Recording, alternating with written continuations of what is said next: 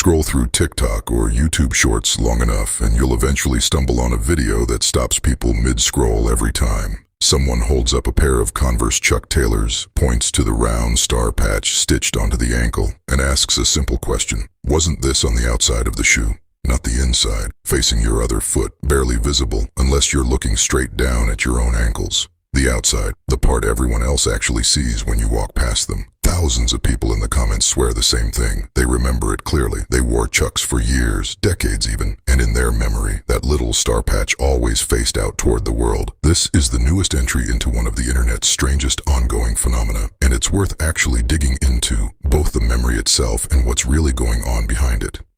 First, a quick refresher on where this whole category of experience gets its name. Back in 2010, a group of people online discovered they all shared a specific, oddly detailed false memory that Nelson Mandela had died in prison sometime in the 1980s. He hadn't. Mandela was released from prison in 1990, went on to become president of South Africa, and lived until 2013. But the people who remembered his prison death weren't lying, and they weren't confused in any ordinary sense. They described genuinely vivid, specific memories, including news coverage they recalled watching.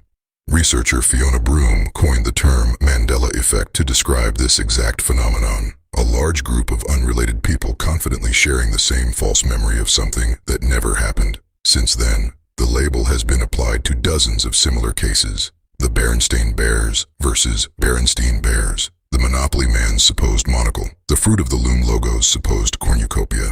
And now, the Converse star. So let's actually look at the shoe itself, because this is one of the rare Mandela effect cases where the answer isn't buried in decades-old ambiguous evidence. It's sitting in millions of closets. The Chuck Taylor All-Star, first released by Converse in 1917, didn't originally carry Charles Chuck Taylor's name at all. Taylor was a semi-professional basketball player who joined Converse in the early 1920s as a salesman and de facto brand ambassador, playing, coaching, and testing the shoes himself. His signature was added to the ankle patch in 1933 during a period when the company, badly strained by the Great Depression, was looking for a way to differentiate the shoe and shore up its identity. And from that point forward, the historical record is remarkably consistent. The patch went on the inside of the ankle, positioned so that when you put both shoes on, the two star patches face each other, one on the inner side of the left shoe, one on the inner side of the right. There's also a specific practical reason for that placement, and it's a detail that tends to surprise people once they hear it. According to footwear historians who've studied the shoe's design history, the inside placement wasn't arbitrary or purely decorative. It doubled as cushioning, positioned specifically to help protect the wearer's inner ankle bone during play, back when this was primarily a basketball shoe designed for actual athletes on an actual court. In other words, the invisible placement so many people insist feels wrong was never a marketing afterthought. It was functional design, built directly into a shoe meant to survive hard lateral cuts and quick stops on a hardwood floor. Enthusiasts and collectors who've done detailed side-by-side comparisons across decades of production, shoes from the 1970s through the 1990s, made in the USA, then later in Vietnam and China, as manufacturing shifted, describe plenty of small changes over the years. Heel patch colors shifted from dark navy with white lettering to white with black lettering sometime in the mid-1970s. Stitching details, insole material, and toe cap shape all evolved gradually across decades of production.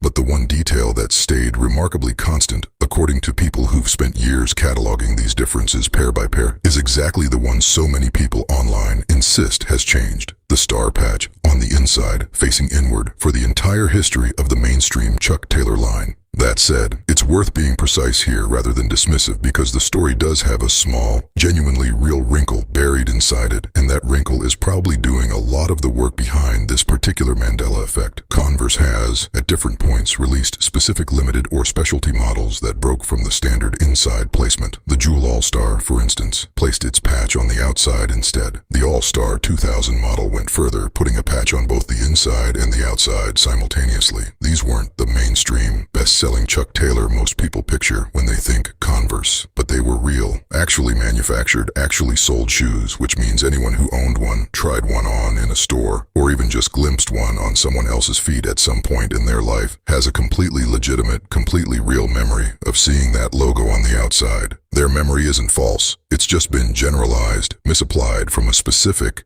less common variant onto the entire decades-long product line in their mind. That generalization effect is actually one of the more well-understood mechanisms behind Mandela effect cases in general, once you look past the more mystical explanations that circulate around them online. Human memory doesn't function like a video recording, pulling up an exact, unaltered clip of a past event every time you access it. It's reconstructive. Every time you recall something, your brain is rebuilding that memory, partly from the original experience and partly from everything you've encountered since, including other people's descriptions, related images you've seen, and your own assumptions about how things should look based on similar objects you're familiar with. A 5-pointed star patch on a canvas sneaker ankle is a simple enough image that it's easy for a brain to average together every version it's ever glimpsed. The common inside-facing patch worn by nearly everyone, alongside a rarer outside-facing variant seen once or twice, and quietly merge them into a single, confident, completely sincere memory that doesn't actually match either version perfectly. There's also a simpler, purely visual explanation worth mentioning, because it probably accounts for a meaningful share of these reports too.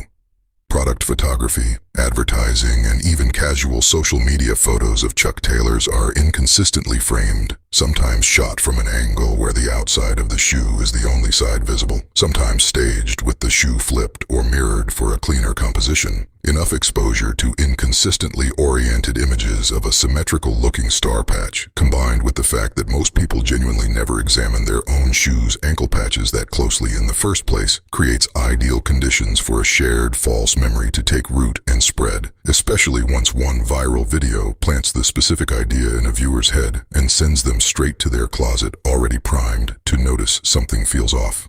So, unlike some Mandela effect cases where the historical record is murky enough to leave real room for debate, this one has a documented, verifiable answer sitting in shoeboxes and archives all over the world. The classic Chuck Taylor All-Star has had its star patch on the inside ankle since 1933, largely unchanged, and it remains there today. The outside-facing version people remember isn't a false memory manufactured from nothing. It's a real product variant, just a much smaller, much less common one than the memory of it suggests, which might be the most interesting part of this particular Mandela effect. It's not really a story about the universe glitching or timelines quietly shifting underneath us. It's a story about how easily a rare exception and an overwhelmingly common rule can blur together into one single, sincerely remembered version of events, especially once thousands of strangers online start confidently agreeing with each other that they remember it exactly the same way.